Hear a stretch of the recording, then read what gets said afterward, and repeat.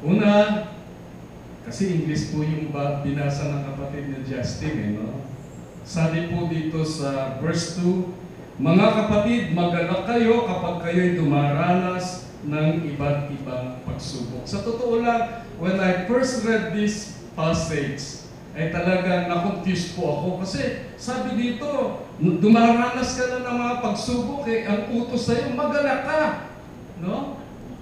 Nung una kasi ang interpretasyon ko, ano yun, pag namatayan ka, sasabihin mo, Yippee! Namatayan ako. Paano yun, pagka nagkasakit ka, sisigaw ka ba ng Yippee! May sakit ako. Hindi po ba? Ang ibig sabihin po ng utos na ito, magalak ka, ibig sabihin, tanggapin mo na this is galing sa Panginoon. At alam natin na walang ibinibigay ang Panginoon na sa ikasasama natin, kundi lahat yan ay para sa ikabubuti natin. Sabi nga all things work together for good to those who love Him. No? Kaya dapat magalak po tayo. Bakit dapat tayong magalak? Sapagkat ang sabi, lahat po ng nangyayari sa atin ay para sa ikabubuti. No? Ganito po tayo kapalad sapagkat we have a sovereign God. Lagi kong sinasabi, sa buhay ng Kristiyano, walang malas, walang swerte. Nung ako po ay na-confine, nung unang-unang na-confine ako sa hospital, ang unang-unang tanong ko, Lord, bakit ako? Samantalang I'm busy working and serving you. At ang sagot ng Panginoon, Rene, you have been busy with the kingdom, but not with the king. Kaya, na-review ako ng Panginoon doon at sabi ko, Lord, kung ito ang kalooban mo, salamat sa iyo. Dahil ako po pero bumayag na po yung doktor ko na pwede po akong kumanta. Sabi nga, huwag po daw tayo malulungkot kapag ang sagot ng Panginoon sa panalangin natin ay hindi. Sapagkat hindi laging oo ang sagot ng Panginoon sa panalangin natin. There are times hindi. Pagka sinabi ng Panginoon hindi sa iyong prayer request, ay dapat ma-excite ka na sapagkat God is more than our expectation. Remember Mary and Martha, nung nagkasakit si Lazaro, anong sabi? Anong kahilingan nila? Pumunta ka sa amin, Panginoon, kasi yung best friend mong si Lazaro may sakit. Pero hindi nagpunta ang Panginoon. Bakit? Hinintay niya pang mamatay. At alam natin na kaya pala hinintay ng Panginoon na mamatay si Lazaro ay sapagkat ang sagot ng Panginoon, hindi ko pagagalingin si Lazaro, kundi bubuhayin ko mula sa kamatayan. Pag humingi ka ng tsinelas at hindi sinagot ng Panginoon ang kahilingan mo, ma-excite ka na sapagkat sapatos ang ibibigay sa iyo. May mga times naman na, anak, maghintay ka. Meron pong isang nanay, nung una akala ko napakabait kasi itong nanay na ito, every time na sinasabi ng kanyang anak, Nay, nagugutom po ako. Dali-dali pumupunta sa bigasan at pinakakain mismo yung bigas. Di ba napakasalbahing nanay yun? Ang mabuting nanay, sasabihin niya sa anak na nagugutom, anak, maghintay ka, isasain ko ang bigas, pag nain-in na, may kasama ng chicken joy. So, para sa ikabubuti natin, kaya dapat tayo mag-alala.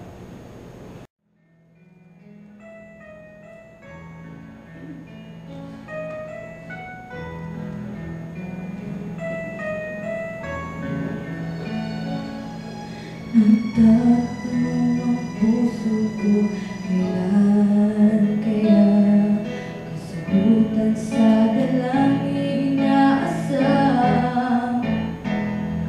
Bakit kaya sa paglipas ng araw na nagdaan, kasagutan na hindi ko nakamtan? Tulad ng bata ako ay may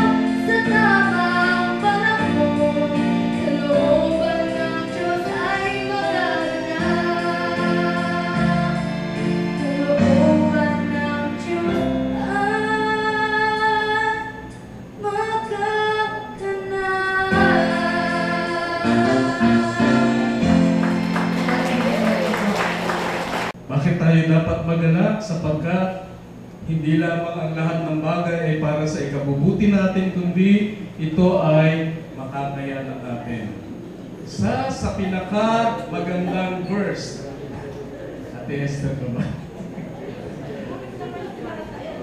Ayan. Kung yung Statue of Liberty kaya niyang mag-strap, tayong mga Kristiyano, kaya natin mapagtagumpayan ang anumang lalang ng diablo. Sabi po nga sa 1 Corinthians 10:13, anong sabi dun sa 1 Corinthians 10:13? Walang pagsubok na hindi na dumating sa inyo na didinanas ng lahat ng tao. Tapat ang Diyos at hindi niya ipinahihintulot na kayo'y subukin ng higit sa inyong makakaya. Sa halip, pagdating ng pagsubok, bibigyan niya kayo ng lakas upang mapagtagumpayan. Iyon. Lagi po natin iisipin na anumang problema meron tayo. Hindi po tayo unique pagdating sa problema. Meron at meron po tayo mga kasama na ganun din ang dinaranas. Kaya dapat ang goal natin, mapagtagumpayan ko ang problema ito sapagkat hindi maganda na sasabihin natin dun sa mga coming generation. Alam mo, dati ganyan din ako pero hanggang ngayon yan pa rin ang struggle ko. Di po ba? Mas maganda pagka sinabi natin na, alam mo, dati ganyan ako. Nandyan din ako sa kinalalagyan mo ngayon. Pero sa biyaya at tulong ng Panginoon, I was able to overcome. At yung tao ngayon na mayroong ganong problema, na naging problema mo, nagkakaroon siya ng pag-asa. Hindi po ba?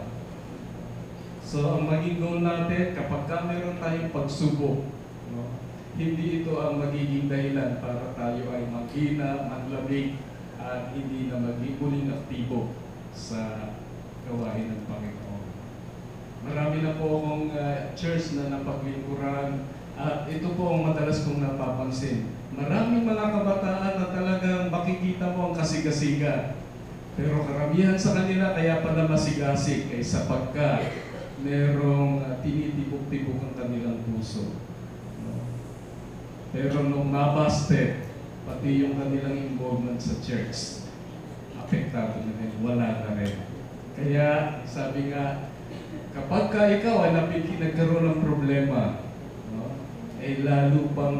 lalo ka pang tumapatag, lalo ka pang lumalakas, lalo ka pang nagiging aktibo.